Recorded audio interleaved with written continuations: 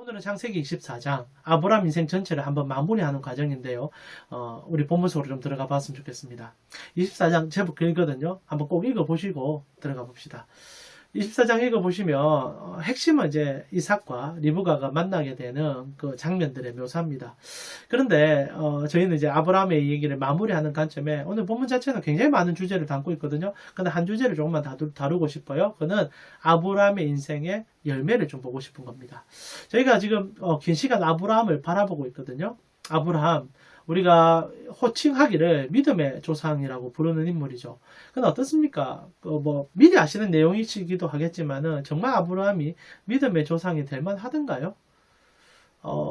저는 된다고 생각합니다만은 그 믿음의 척도가 어떤 것인가라고 생각할 때 저는 우리가 생각하는 그 모든 것을 믿음으로 받아들이고 어떤 환경에도 어려움에도 하나님을 신뢰하고 나아가는 인물로서의 조상이라면 아브라함은 그런 조상이 아닙니다.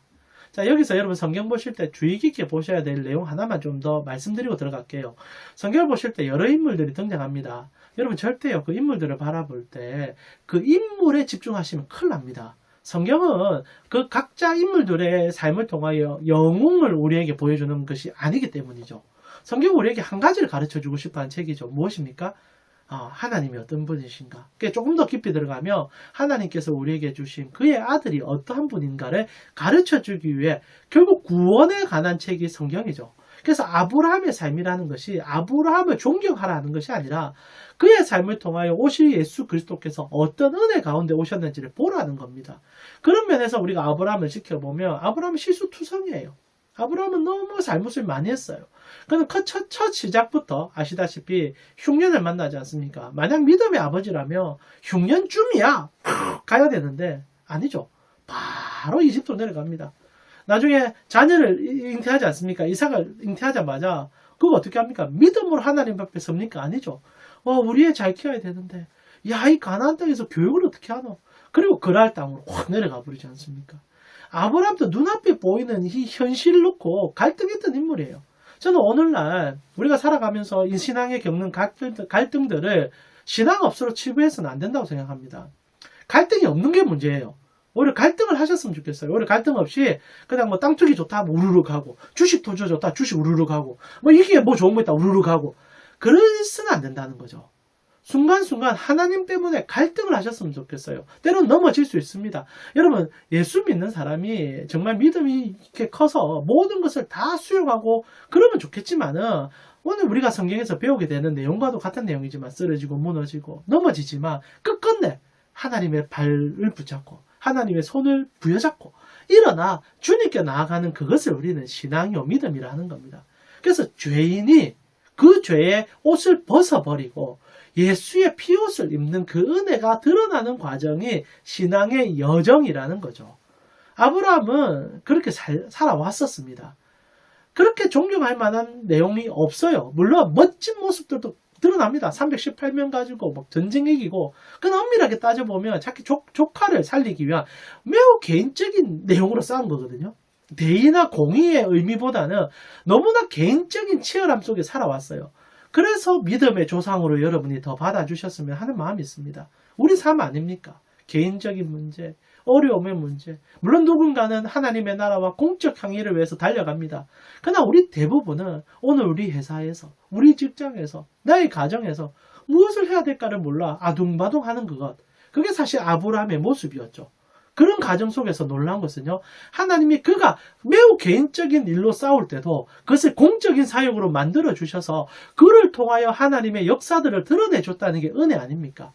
결국 성도라는 것은요, 하나님 이 바지 붙잡고 하나님 손 꽉 붙잡고 하나님만 바라보는 훈련해가는 과정이 성도의 과정이죠. 그렇게 볼 때 아브라함은 진짜 하나님의 사람이 되어버립니다. 처음부터 그 하나님의 사람은 아니었던 것 같아요. 근데 오늘 본문은요, 그의 신앙의 어떠함을 마지막 한 단편에서 크게 부각시켜주죠. 자, 신앙의 끝이 무엇이라 생각합니까? 저는요, 어린아이라고 생각해요. 자, 세상에서는 여러분이 어른이 되어 가셔야 합니다. 결정을 잘 내리시고요, 책임을 특별히 다 지시고요, 책임지는 어른이 되셔야죠. 그러나 신앙에서는요, 책임도 모든 것도 하나님께 맡겨드리고 그분만 붙잡는 게 마지막 길입니다. 아브라함이 오늘 딱 그 모습 보여줘요. 굉장히 이제 100세가 넘어서서 그 한 지역의 족장으로서 정말 위험 있고 권위 있는 인물입니다. 근데 하나님 앞에서 그가 결정하고 하나님의 뜻을 의지할 때는 하나님만 붙잡아요. 오늘 여러분이 읽은 본문을 보면 아브라함의 모습들이 조금 의아할 수 있습니다. 왜냐하면 자녀의 결혼을 준비하는데 매우 큰 고집 하나를 피우고 있기 때문입니다. 그것이 무엇입니까? 내 아들은 절대 이 가나안 땅에서 한 발짝도 벗어나게 하지 않겠다. 자, 오늘 이제 아브라함이 종을 보내게 됩니다. 이제 내 아들 이삭에 이제 며느리를 데려야 되는데 네가 이 땅에서는 그렇게 소망이 보이지 않으니까 내 그 고향의 땅, 내 조상들의 땅에 가서 정말 하나님께서 인도하시는 대로 만나서 데려와 달라 부탁을 하죠. 그때 이제 종이 이제 얘기합니다. 그러면 제가 갔을 때 혹시나 그런 사람을 만났을 때 당신의 아들 이삭을 좀 데려와 달라고 부탁한다면 제가 어떻게 해야 됩니까? 근데 그때 아브라함이 참 독특한 말을 하죠. 뭐라고 합니까? 24장 6절을 보니까 아브라함이 그에게 이르되 내 아들을 그리로 데리고 돌아가지 말라. 절대 너 이 가나안 땅을 우리 아들 벗어나게 만들어서는 안 돼. 혹시나 나 모르게 그런 행동하면 나 큰일 나. 라고 얘기하죠. 혹자들은 이런 일들 때문에 이 이삭이 마마보이다. 너무 유순한 인물이 되어버렸다 얘기하는데 저는 그렇게 보지 않습니다. 지금 아브라함이 그의 말년에 단 하나 붙잡는 게 있는데 그것이 무엇이냐면 하나님의 약속을 붙잡고 있는 거예요. 오로지 이제 하나님만 붙잡는 인물이 되어버렸습니다. 독특하게. 그전에는 그렇게 갈등하고 내려가고 실수했는데 시간이 지나면 지날수록 예수 그리스도의 사랑에 듬뿍듬뿍 몸을 담아가자 하나가 변화가 일어나는데 신앙이 갈수록 어려지는 거예요. 이제는 하나님이 아니면 안 되는 거예요. 무슨 결정을 하도 하나님만 붙잡고 있고 하나님의 약속만 바둥바둥 붙잡고 있는 거예요. 진짜 독특해졌습니다. 그래서 내가 왜 우리 아들 못 내려가게 하는 줄 아니? 라고 얘기하는 게 7절이거든요. 제가 읽어드릴게요. 하늘의 하나님 여호와께서 나를 내 아버지의 집과 내 고향 땅에서 떠나게 하시고 내게 말씀하시며 내게 맹사하여 이르시기를 이 땅을 내 씨에게 주리라 하셨으니 그가 그 사자를 너보다 앞서 보낼지리라 내가 거기서 내 아들을 위하여 아내를 택할 수 있을 것이다. 믿음이요, 믿음. 진짜 어린아이입니다, 어린아이. 네, 우리 아들 딴 데 안 보낼 거야. 이유가 뭔지 아니? 하나님 여기 있으라 했으니까. 여기 있으라 했으니까. 완전 어린아이죠. 자기 생각을 이제 지워버린 거예요. 여기 있으라니까 그냥 무조건 있을 거야. 너 혹시나 꼬시면 안 돼? 그럼 뭐라고 합니까? 나 우리 하나님 일하는 거 믿어. 우리 아버지 일하는 거 믿어. 이거예요. 여러분 어린아이들이 자기가 할 수 있는 게 없을 때 전적으로 부모에게 신뢰하듯이 하나님께서 그 사자 보내가지고 니 가면 무조건 만날걸? 그리고 놀랍게 기적이 일어날걸? 그래서 결국 오게 될 거야. 하나님 다 해준단 말이야. 야, 여러분 우리가 이런 믿음을 소망하지만 실제로 현실에서 이게 어렵잖아요. 아브라함은 이게 안 돼서 그가 하나님을 신뢰하고 살아온 한 30년 인생 가운데 자충우돌을 얼마나 경험했습니까? 그러나 그가 만들어진 하나의 결과가 뭔지 압니까? 어떤 환경, 여건 상관없이 하나님만 신뢰하는 거예요. 무조건 주님을 붙잡습니다. 약속을 붙잡고 하나님이 다 해줄 거라는 걸 확신하는 거예요. 그리고 그가 이런 얘기 합니다. 그러자 이제 이 종을 이제 마음을 단돌이 하기 위해서 혹시나 너가 이런 얘기를 듣더라도 절대 그래야만 안 돼. 얘기 안 되게 8절입니다. 만약 여자가 너를 따라오려고 하지 아니하면 나의 이 맹세가 너와 상관이 없나니 오직 내 아들을 데리고 그리로 가지 마라. 혹시나 네가 가서 진짜 막당한 배필을 만났는데 그 여자가 그래도 내가 남편 얼굴은 보고 결혼해야 되지 않습니까? 합당한 얘기죠. 바른 얘기일 수 있습니다. 물론 고대 사회의 문화 속에서 어떻는지를 우리가 판단하기는 쉽지 않지만 그런 얘기 요구할 수 있잖아요. 그래도 뭐라고 얘기합니까? 그러면 설득하려고 하지 말고 그냥 돌아와. 괜찮아. 하나님이 그 다음 다 책임져 줄 거야. 진짜 하나님만 믿는 겁니다. 만약 그런 얘기 듣는다면 두도 돌아보지만 우리는 여기서 떠나서 안 돼. 이 약속의 땅을 우리는 무조건 지켜야 돼. 왜? 이것은 하나님이 우리에게 약속한 것이니까. 믿음이 무엇이냐? 어린아이 같이 되어라고 예수님 얘기해 주셨잖아요. 그럼 어린아이가 무엇인가? 하나님만 믿는 거예요. 하나님만. 자, 이런 얘기 들을 때 여러분 마음에 어떤 생각이 듭니까? 야, 그래서 세상 어찌 사노? 저도 그렇게 생각합니다. 그래서 우리 믿음이 아직 부족한 거죠. 우리 믿음이 아직 부족한 거예요.